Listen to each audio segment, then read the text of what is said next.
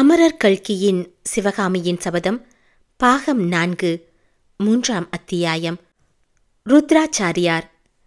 காஞ்சி நகரமானது முன்னம் மகேந்திரவர்ம சக்கரவர்த்தியின் காலத்தில் இருந்தது போல் கலைமகளும் திருமகளும் குதூகலமாக கொள்ளுவீற்றிருக்கும் பெருநகரமாக இப்போது விளங்கியது. இருபுறமும் கம்பீரமான மாட மாளிகைகளை உடைய விசாலமான வீதிகளில் எப்போது பார்த்தாலும் ஜே ஜே என்று ஜனக்கூட்டமாயிருந்தது.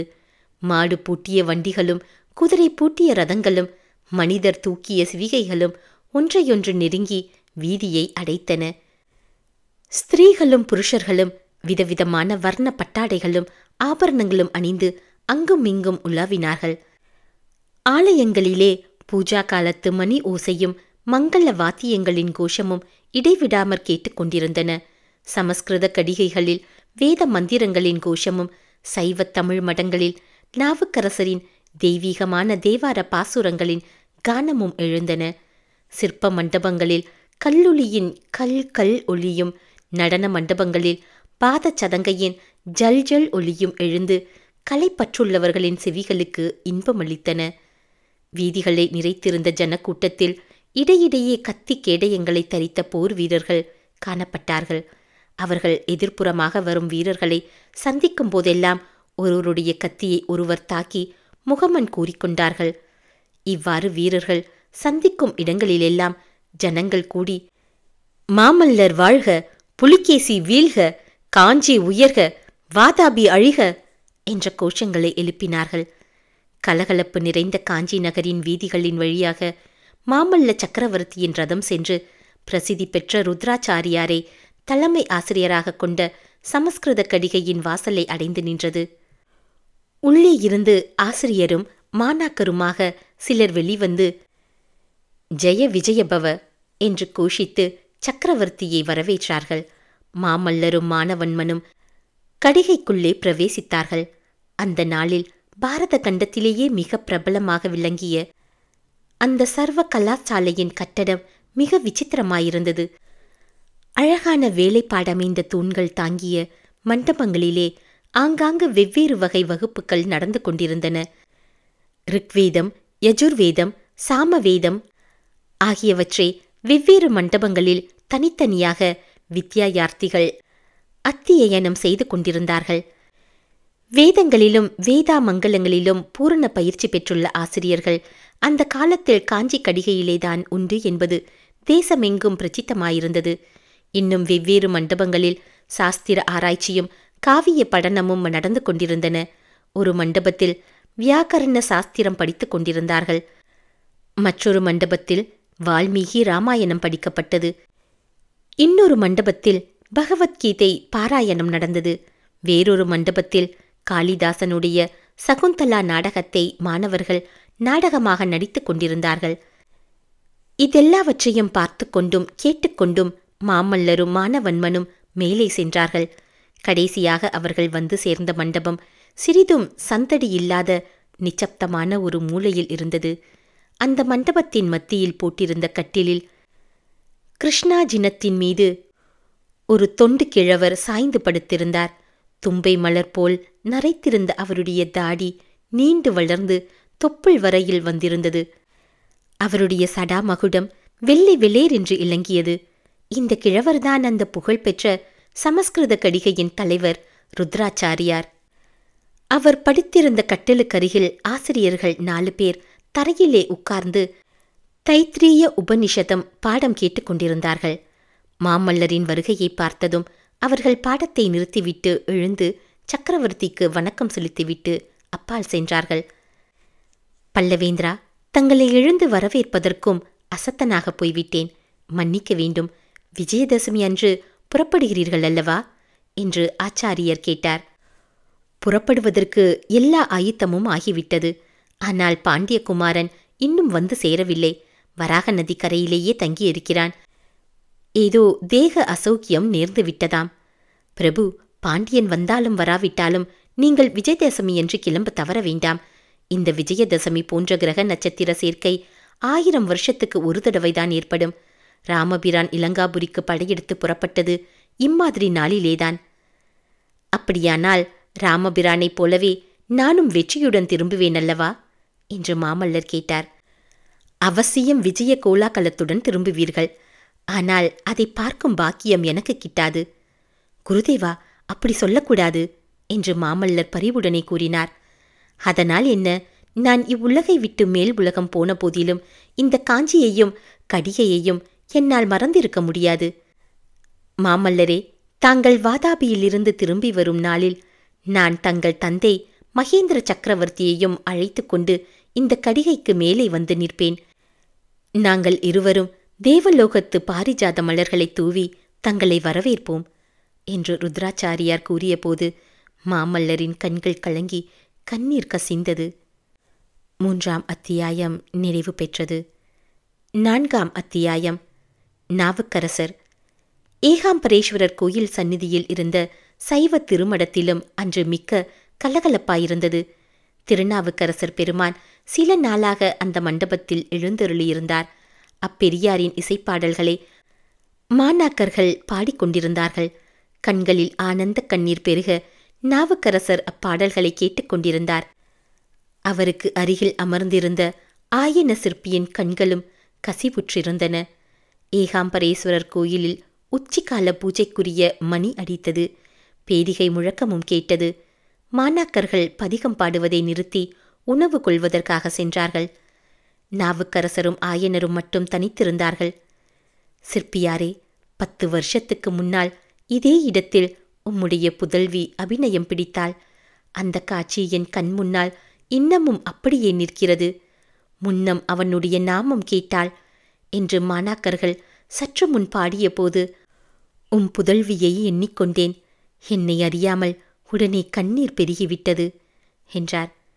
அடிகளே, எனக்கும் அந்த நினைவு வந்தது. அன்றைக்கு நாங்கள் புறப்படும் போது என்னை பின்னால் நிறுத்தி தாங்கள் எச்சரித்தபடியே நடந்துவிட்டது. ஆமாயனரே, எனக்கும் அது ஞாபகம் வருகிறது. இப்பேற்பட்ட தெய்வீக கலைத்திறமை பொருந்திய பெண்ணுக்கு உலக வாழ்க்கையில் கஷ்டம் ஒன்றும் வராமல் இருக்க வேண்டுமே என்று கவலை ஏற்பட்டது. அதைத்தான் உம்மிடம் சொன்னேன். சுவாமி, தங்களுடைய திரு உள்ளத்தில் உதயமான எண்ணம் எவ்வளவு உண்மையாக போய்விட்டது.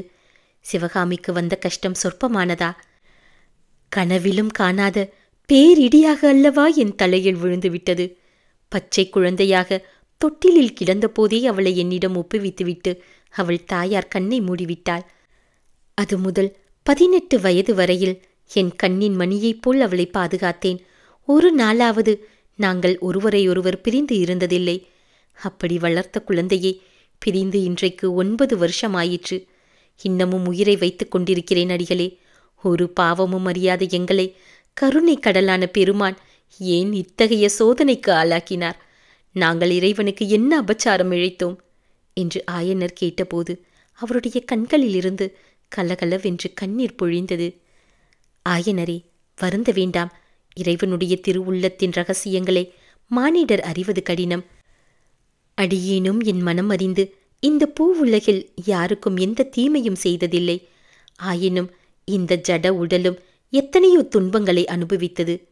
சிற்பியாரே, அடியேன் கண்ட உண்மையை உமக்குச் சொல்கிறேன்.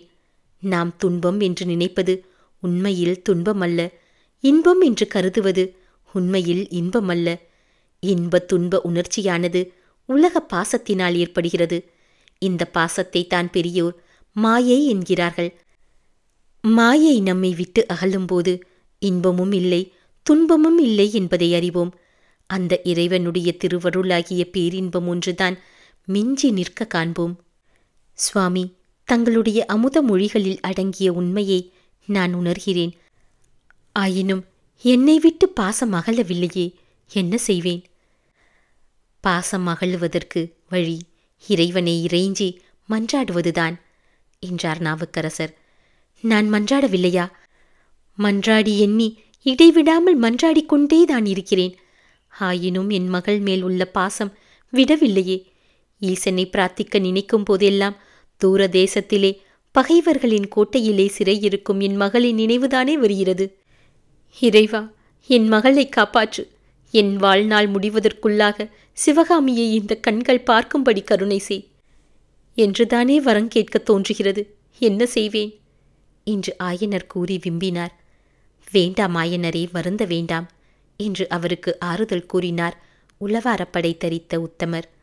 மேலும், உமது மனோரதந்தான் நிறைவேறப் போகிறதே. மாமல்ல சக்கரவர்த்தி வாதாபி படையெடுப்புக்கு பெரும் படை திரட்டியிருக்கிறாரே. இறைவன் அருளால் உன் மகள் திரும்பி வந்து சேருவாள். கவலைப்பட வேண்டாம். அதுவரையில் நீர் என்னுடன் இந்த மடத்திலேயே தங்கியிருக்கலாமே. அரண்ய வீட்டில் தனியாக ஏன் இருக்க வேண்டும் என்றார். அடிகளே, மன்னிக்க வேண்டும். பல்லவ சைனியத்தோடு நானும் வாதாபிக்குச் செல்கிறேன் என்று ஆயனர் கூறியது வாசிகருக்கு பெரும் வியப்பை அளித்தது. இதென்ன ஆயனரே, போர்க்களத்தின் பயங்கரங்களை பார்க்க ஆசை கொண்டிருக்கிறீர்களா? மனிதர்களின் இரத்தம் ஆறு போல் ஓடுவதை பார்க்க விரும்புகிறீரா? வெட்டப்பட்டும் குத்தப்பட்டும் கால்வேறு கைவேறு தலைவேறாக கிடக்கும் சடலங்களை பார்க்க பிரியப்படுகிறீரா என்று பெருந்தகையார் வினவினார். ஆயனர் சிறிது வெட்கமடைந்தவராய், இல்லை அடிகளே, அதற்காகவெல்லாம் நான் போகவில்லை. என் மகளை பார்த்து அழைத்து வரலாமே என்ற ஆசையினாலேதான் போகிறேன் என்றார். இந்த சமயத்தில் மடத்தின் வாசற்புறத்திலிருந்து சில ஸ்திரீ புருஷர்கள் வந்து கொண்டிருந்தார்கள். அவர்கள் நமக்கு ஏற்கனவே தெரிந்தவர்கள்தான்.